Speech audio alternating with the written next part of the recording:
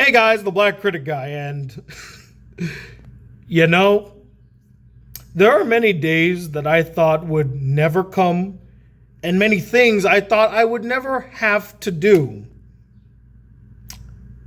And now, today, of all days, I'm going to have to do something that I never thought in a million years I would have to do, or a day that I thought would never have to come, but here it is. It has now arrived. Because not only am I talking about Snow White and the Seven Dwarves, a film which, by the way, I have not seen in many years. I would almost say many decades, too. I can't even remember the last time I watched it fully. I've seen clips here and there, but like to sit down and watch the entire full-length animated feature, can't think of it. Not only am I talking about it today, I'm actually going to defend Snow White and the Seven Dwarves. A film which, by the way, if I were to say, hey, I want to watch a Disney film today, that wouldn't even be in the top 10, not the top 20, not the top 30, maybe not even the top 100 films that I would think about when thinking about what Disney movie do I want to watch. I could think of 100 other films I'd rather watch than Snow White and the Seven Dwarves. But for some reason, I felt so inclined to come to this film's defense. Because I feel like either we're misremembering what Snow White and the Seven Dwarves was, or we are completely wrong in our opinions about Snow White, and we are throwing unjust criticisms towards the film.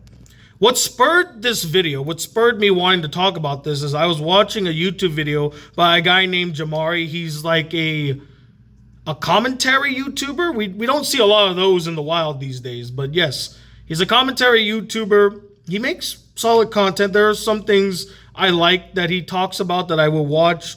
I don't watch him frequently, only, again, when he talks about topics that I'm interested in. This one being a topic that I was interested in. And he was basically talking about the new Disney live-action remake, reimagining of Snow White and the Seven Dwarves, and the catastrophe that it is setting up to be. Because it looks like shit. It looks awful.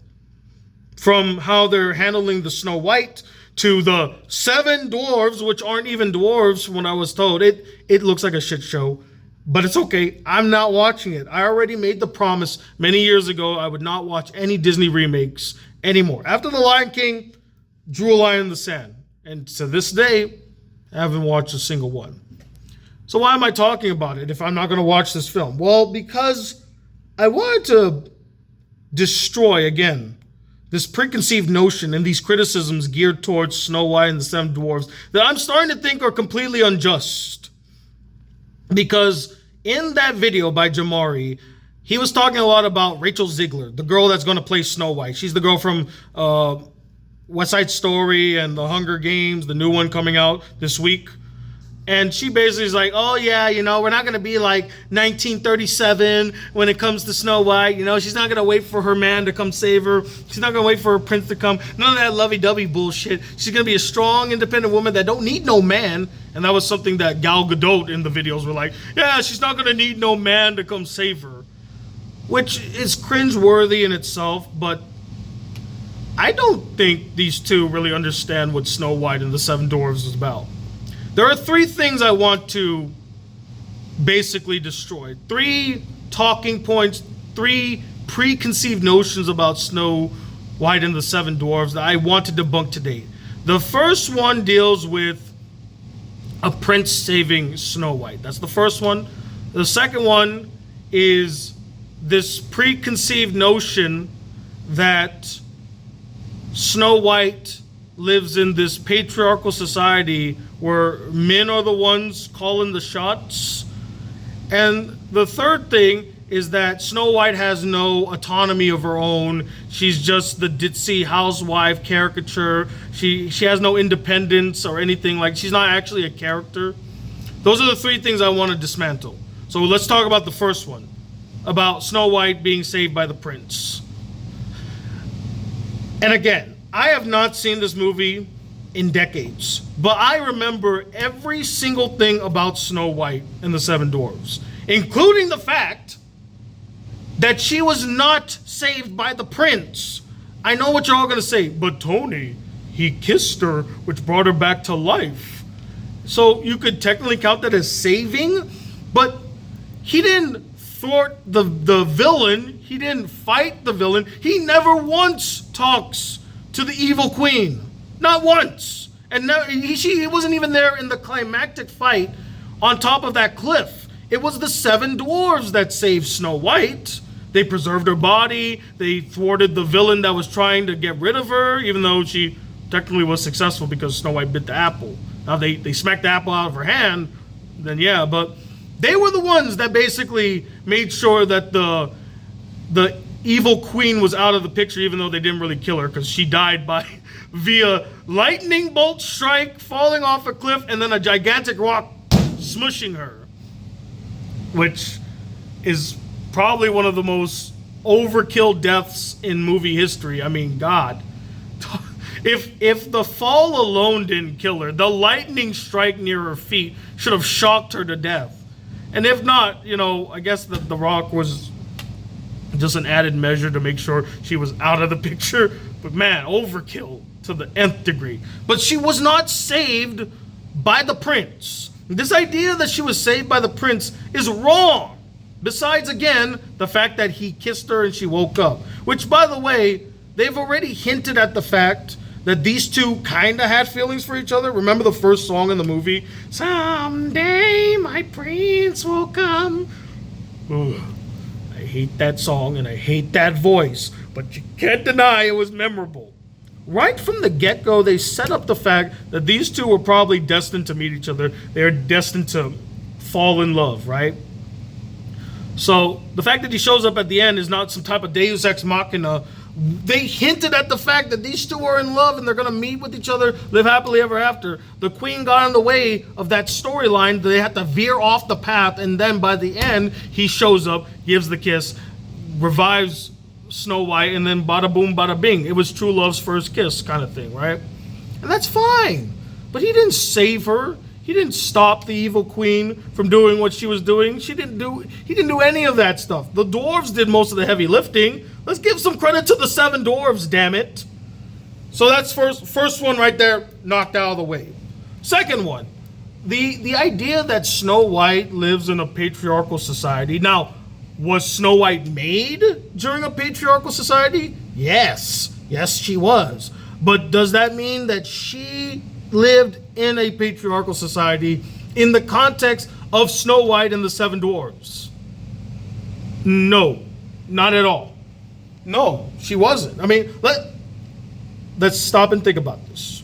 What's a patriarchal society? Let's go to class, huh? Because I'm a teacher and I'm in my classroom right now. Very fitting, right? But let's dissect this. Let's break this down, right? Teacher Tony's going to come out now. Who are the male characters in Snow White and the 7 dwarves? So we have the young prince, we have the huntsman, and we have 7 dwarves. So let's start with the prince. Is the prince in power at this point in the movie, in this point of the story? No, the evil queen is. And he's a prince, he's not the king, right? The prince is the guy that will become the king once the king is dead, but either the king is not dead or the queen is not willing to give up her power to make the prince the new king. But either way, he's not the king. So he's not ruling this kingdom. He's not in control. This is not a patriarchal society right off there, right? Okay, so we can X him out. What about the huntsman? Well, clearly the huntsman can't be in charge of anything or in charge of any woman because, for one, he was hired by the queen, a woman, to do a job for her. And if you really think back at the time that Snow White and the 7 dwarves was written, a huntsman would be a commoner's job, not job done by royalty. So this person has very limited power in their society. Okay, so we can knock him out. And if you say, well, he did command Snow White to run away, that wasn't a command. He was trying to save her life. He was trying to save her life and said, hey, if you stay here, the evil queen is going to kill you. So you should run. Get out of here. I'll pretend that I killed you, but you need to get out of here. Right? That wasn't him commanding her because he's a man. He was trying to save her life. So we can knock out the Huntsman. And now let's look at the seven dwarves. Well, obviously, these guys don't have any sort of power. One, they live in the woods, and two, they're dwarves. If dwarves are mistreated today, what do you think they were treated like back in the time that this story was written? They had no power. They probably were treated worse than women. So we can knock them out. So that's all 9 of the male characters in this story have little to no power or influence in this world. But you know who does have influence? The evil queen. In fact, she's the only one in this story that calls all the shots. Every single one of them. So this notion that they live in this patriarchal society is wrong. There's no evidence in the film that supports this claim. Again, we clearly saw no men in this story have any sort of power that's equal to or higher than the evil queen. And none of them call any shots in the film. So, if we use the evidence that this film presents us, we can come to the conclusion this isn't a patriarchal society, it's more of a matriarchal society. Because who's the ruler? The evil queen. The evil queen's the ruler. And if the evil queen is the person calling the shots, can't be a patriarchal society if a woman is the one calling the shots. Obviously. So I think this whole thing of like people thinking Snow White lives in a patriarchy is more of a projection, if you will. A projection of the times that it was created in. And sure, yes, does she show some of those archetypal cliches that we see in a lot of the films and TV shows of those times where the women did all the cleaning and the cooking and the motherly stuff? Yeah, it is a victim of its time. However, that doesn't mean that the world that they live in is a patriarchal society like our own. Mainly due to the fact that, again, no man is in power in the story. And secondly, Snow White chose to do all those things. The dwarves didn't hold her at gunpoint and say, hey, you're going to do this because we told you to do this. You're going to clean the house, you're going to cook, you're going to do all these things. She chose to do that. And that leads to the third and the final thing. This idea of Snow White not having any sort of autonomy or like being able to make her own decisions. Throughout the entire film, besides one moment when the huntsman told her to run, she was in control of her own destiny. She was in control of her own life. Except for that one moment with the huntsman, she made all the choices in the film for herself. She chose to leave. She chose to run. She chose to cook and clean and all that stuff. The dwarves didn't ask her to do that. She broke into their house. She broke into their house, cleaned their place, cooked them food. She even would command the dwarves to go wash up for dinner, go wash up for supper. We gotta do this before we eat, right? So she actually is the one wielding the power in this scenario, even though, again, this is the dwarves' house. So yeah, this idea that Snow White is like this regressive type of story that's against women and doesn't show any powerful women. Both women in the story, at least in the context of their world and in the context of when they were created, had some weight, some power. In fact, Snow White, again, like I said, she was calling all the shots at the dwarves' house. You know? So, I don't know. It feels like a lot of projection happening here. And I don't feel like Rachel Ziggler is like giving any sort of credit to this film, not to be progressive, but being like not as bad as she thinks it is. I feel like a lot of the things she's critiquing about Snow White, these critiques actually belong to another Disney film with another Disney princess that I personally do not like. Sleeping Beauty. All of the criticisms geared towards Snow White apply mostly to Sleeping Beauty. All of the criticisms geared towards Snow White should be geared towards Sleeping Beauty, but nobody says anything about Sleeping Beauty. So it was Sleeping Beauty, Aurora, that was saved by a prince. He fought the dragon, fought the witch, killed her, then kissed Aurora to wake her up from her slumber. They do live in a patriarchal society. There's a king involved, and he's the one calling all the shots. Aurora has no autonomy over any of her decisions. None whatsoever. And she's barely a character anyway. All she really does is just wait for a prince to save her. She's more of the criticism that most people are gearing towards Snow White than Snow White itself. It's so unfair. It's unjust. So yeah, that's my little rant of the day. You know, I hope you enjoyed our little lesson class. I hope you enjoyed our little lesson. Come back next week for a new lesson with Mr. Watley. But yeah, I just think some of these criticisms geared towards Snow White is just unjust. They're not fair. Obviously, the prince doesn't go and save Snow White right off the gates. He doesn't show up till the very, very end of the movie after being in the very, very beginning of the movie. It's not a patriarchal society if the evil queen is the only one calling all the shots here. And Snow White has autonomy. She doesn't have to stay at the dwarves' house. She chooses to stay. She chose to play the motherly figure. All right? And look, I can't say that, you know, if I saw, let's say, you know, because Snow White played the mother in this story, right? If you saw your mother laid on the floor with a poison apple in her hand, you probably would go chase after the person that killed her, right? Or call the cops. Let's take it in the context of the story. There are no cops. What, you gonna call the constable? So of course they're gonna chase after the evil queen and like bring her to justice, basically, right? They're gonna bring her to justice.